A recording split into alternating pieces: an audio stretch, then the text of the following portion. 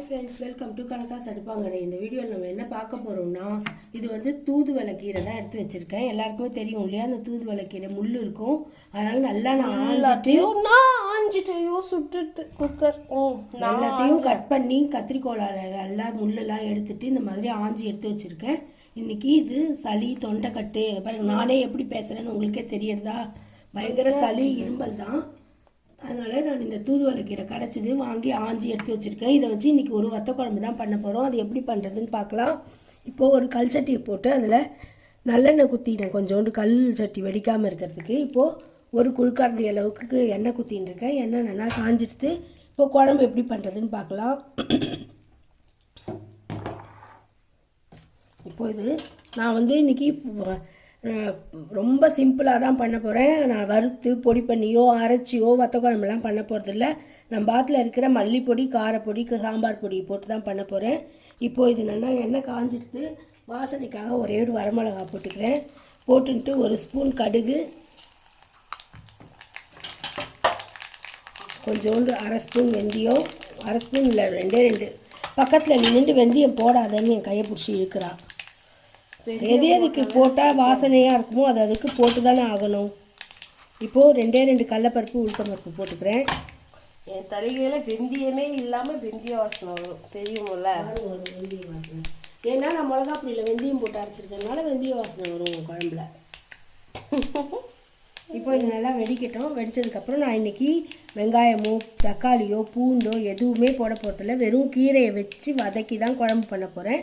இப்போது இது நல்லா வெடிச்சிட்டு இந்த ஸ்டேஜில் நம்ம இப்போ இந்த கீரையை போட்டு நல்லா வதக்கிக்கலாம்.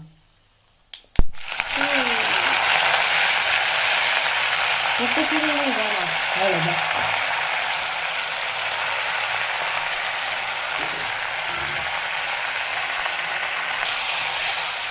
இப்போ இந்த கீரையை போட்டு நல்லா வதக்கிக்கலாம். சிறுல வதக்கின்றதுக்கப்புறம் நம்ம புளியை கரைச்சி கட்டலாம். இந்த கீரை கசக்குமே நினைக்காதீங்க, கசக்காது. ரொம்ப நல்ல உடம்புக்கு. இது பாருங்க, நல்லா வதங்கினதுக்கப்புறம் எத்தனோண்டு ஆயிடுச்சு பாருங்கள். அதனால் நிறைய இருக்கேன்னு நினச்சிக்கவே வேண்டாம். இது உடம்புக்கு ரொம்ப நல்ல கீரை.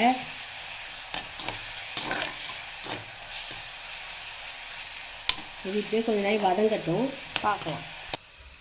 ஒரு நெல்லிக்காய் அளவுக்கு புளியை ஊற போட்டு கரைச்சி எடுத்து வச்சுட்டுருக்கேன்.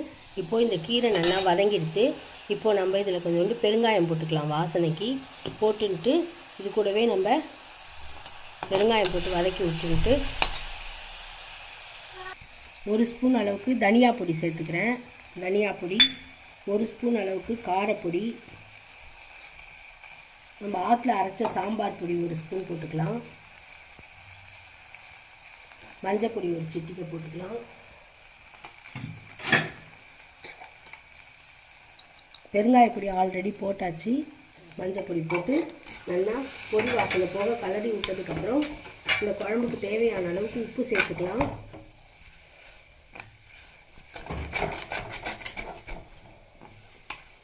ஆமாம், இப்படி ஆகிடுது, ரொம்ப வதங்கிடுச்சு. ஆமாம், இதில் போடு. இப்போ இந்த குழம்புக்கு தேவையான அளவுக்கு கல் உப்பு சேர்த்துக்கிறேன். முடிஞ்ச அளவுக்கு குழம்புக்கெல்லாம் கல் உப்பே சேர்த்துக்கோங்க. சால்ட் அளவு தெரியாது. கல் உப்பில் இன்னும் நிறைய சத்துக்கள் இருக்குது. சால்ட்டெல்லாம் விட சால்ட்டில் நிறைய அயோடின் சேர்த்துருவா. இதில் வந்து உங்களுக்கு கல் உப்பு தான் ரியல். இப்போது இதில் புளியை கரைச்சி வச்சு அதை நம்ம அதில் சேர்த்துடலாம். தேன் மாதிரி இருக்கும் குழம்பு, கசக்கவே கசக்காது. குழந்தைகள்லேருந்து எல்லாரும் இனிக்குமா? இப்போ நம்ம புளி கரைச்சி வச்சது அதில் சேர்த்துக்கலாம். ஆன்சரே வரலப்பா. சர்க்கரை போட்டால் வெல்லம் போட்டால் தித்திக்கும், இனிக்கும். பார்த்திங்களா குழம்பு? இன்னும் கொஞ்சம் நம்ம புளியை கரைச்சி குத்திக்கலாம். இது கொஞ்சம் இதில் நம்ம ஜலம்பூ கரைச்சி இதில் குத்திக்கலாம். இந்த குழம்பெல்லாம் இந்த மாதிரி கல்ச்சட்டியில் பண்ணி இன்றைக்கி பண்ணி நாளைக்கு மீந்தா கூட வச்சுன்னு குத்தின்னு சாப்பிட்டோம்னா அந்த கீரையோட எசன்ஸ் எல்லாம் இறங்கி அவ்வளோ டேஸ்ட்டாக இருக்கும், உடம்புக்கு நல்லது. இப்போ எம்மையாக இருக்குமா? ஆமாம், நீ சாப்பிட மாட்டானா? சாப்பிடுவேன். அவ்வளோதான். அதை பார்த்திங்களா, இந்த அளவுக்கு தான் நான் புளி எடுத்து நல்லா சக்கையாக கரைச்சி குத்தின்ட்டேன். இது நல்லா கொதிக்கட்டும், நம்ம பார்க்கலாம். கொதிச்சா நம்மளோட குழம்பு சூப்பராக ரெடி ஆகிடும். அவ்வளோதான். நம்மளோட கீரை பேர் தான் அடிக்கடி மறந்துடுறது. பொன்னாங்கண்ணி தூதுவளை கீரை குழம்பு. இப்போ நல்லா கொதிக்கிறது, இன்னும் கொஞ்சம் கட்டியா ஆகணும். திக்கானாதான் டேஸ்ட் கிடைக்கும். தண்ணியா இருந்ததுன்னா சல்லுன்னு இருக்கும் குழம்பு. ஆமா, அதனால கொஞ்சம் இன்னும் திக்காகட்டும். திக்காகட்டும், பார்க்கலாம். சரிங்களா, நம்மளோட குழம்பு எவ்வளோ சூப்பராக ரெடி ஆகி எண்ணெய் நம்ம கொஞ்சம் தான் குத்தினோம்ல, அந்த எண்ணெயே நல்லா ஓரமாக பிரிஞ்சு வந்துடுது.